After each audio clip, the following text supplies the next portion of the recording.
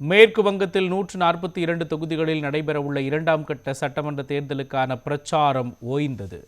மொத்தம் 294 தொகுதிகளை கொண்ட மேற்கு வங்க சட்டமன்றத்திற்கு 152 தொகுதிகளில் கடந்த 23ஆம் தேதி முதற்கட்ட தேர்தல் நடைபெற்றது. இதில் வரலாறு காணாத அளவுக்கு அதிக அளவில் வாக்குகள் பதிவாகின.